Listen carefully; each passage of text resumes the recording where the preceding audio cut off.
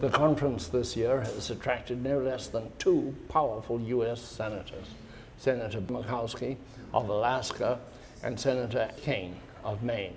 Ocean states with big waves, big tides, big appetites for power, and a big confidence in the future of this technology to help mankind, as well as to create new jobs and totally new manufacturing bases in the U.S. We have the privilege this morning of opening up our conference with our champion in the United States Senate, U.S. Senator Lisa Murkowski from Alaska. Senator Murkowski went to college here at Georgetown University. She got her JD degree at Willamette University out in Oregon. And she's a history maker. She's the first woman from Alaska to be elected to the U.S. Senate. And as our champion in the U.S. Senate, she's been extremely effective in making certain that marine and hydrokinetic technologies are funded and have the full attention of the United States Senate Energy and Natural Resources Committee. They do just amazing things, and Senator Murkowski has proven that she's not just a leader in Alaska. She very appropriately understands ocean energy probably better than anybody that I know in the U.S. Senate. Alaska has 50% of the wave resources in the United States. They've got a lot of the tidal resources. They've got oil resources. If there is an energy state, if there is an ocean state, and it's not Rhode Island, it is Alaska. So it's my pleasure to introduce U.S. Senator Lisa Murkowski. For the introduction and just the opportunity to be back with you again. You talk about Alaska, and I will start my remarks off with just a little bit of bragging, because we do that in Alaska. We're always going to tell you that it's this much colder or that much darker or this much bigger. Even our mosquitoes are the biggest that you'll find in the country. But when it comes to ocean, when it comes to marine hydrokinetic, there is absolutely no reason that Alaska should not be on the forefront. We've got 33,000 miles of coastline. 33,000 miles, think about that. Now a lot of it is around all our small islands, but it gives us something to work with. And that doesn't even count what's going on within our massive rivers along the Yukon or the Kuskokwim. So anyway, I get up in the morning excited about the prospects that we have within our marine renewable energy context. So again, thank you for what you are doing. Sean, as the head of the American Coalition, thank you for the opportunity to be back. I understand now this is my 3rd visit with you over the past 6 years, so I'm doing okay every other year here. I think we need to do it maybe a little more often than that. But the last time that I was here, I compared the status of the American marine hydrokinetic energy industry to Charles Dickens' opening line from A Tale of Two Cities. You can guess what it was. It was both the best of times and the worst of times, and that's because the technological advances that were being made at that time were perhaps uncertain, great uncertainty regarding governmental policy and funding. So keeping with the Dickens theme here this morning, okay, you're probably thinking she's going to talk about Bleak House because this is what's going on with the budget. But no. This is a line from Great Expectations that reminds us to take nothing on its looks, take everything on evidence.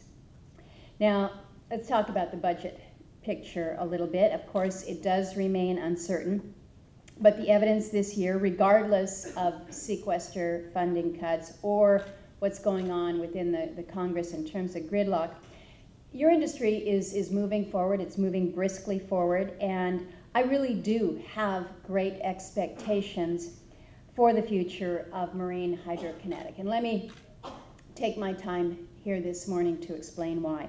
These expectations are fueled in part by the fact that for this year, the Department of Energy generally escaped some of the more major budget cuts. Just last month, Congress finally passed a continuing resolution to fund DOE's water power program for MHK research. This was funded at about $34 million, nearly the same level as last year.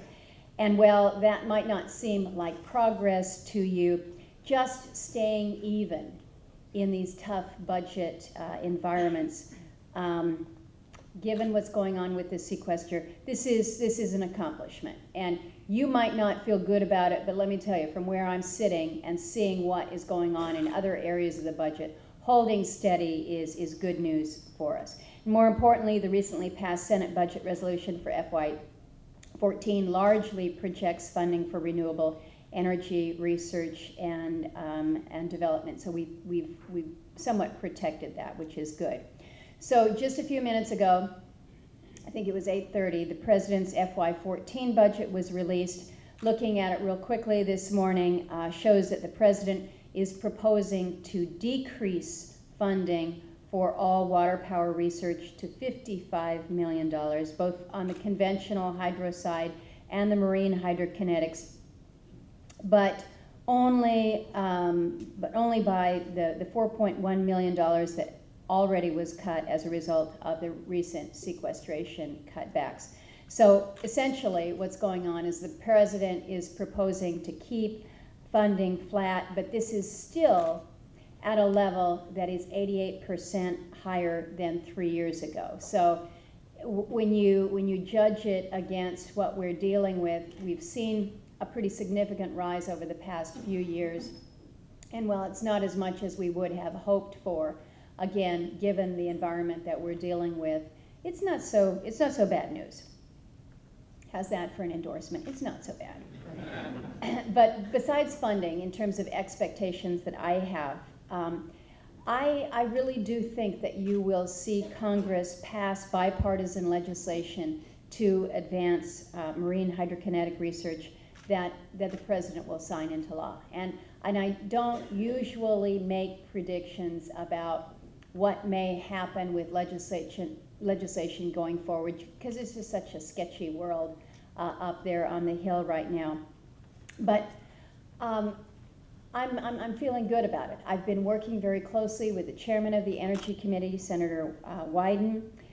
We've been working to ready a bill for introduction to assist the Ocean Renewable Energy Coalition by continuing and expanding the Department of Energy's research efforts for current, for wave, for tidal, and ocean thermal energy. And while we've been working with your coalition to craft the bill's details and determine exactly what research should be included, I do expect that the bill will reinforce the research testing centers that were originally created in the 2005 Energy Policy Act. We plan to introduce a marine device verification provision, and will direct the FERC to streamline approval of demonstration projects. So we've been working with the coalition to identify these key areas to build out this bill.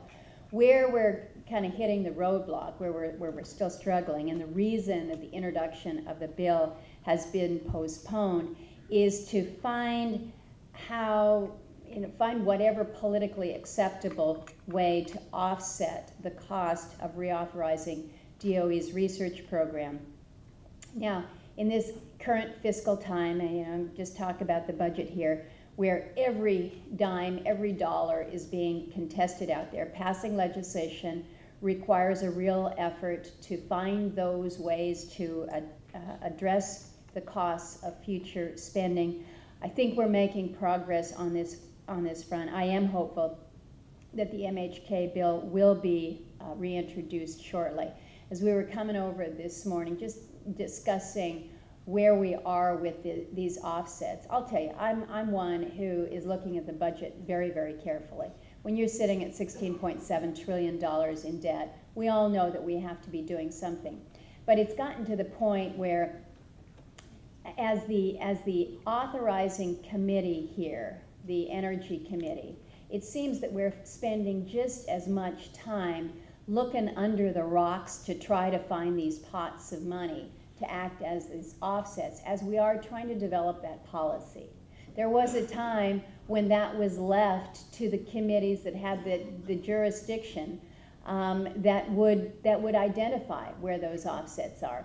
So we've kind of gotten into this new age, if you will, where in an effort to make sure that your bill has no cost, you're focused more on, again, trying to figure out where you pull money from other pots rather than how do we build out good, strong, thoughtful energy policy. I'd like to get us back to that balance, but that's kind of where we are on the political side.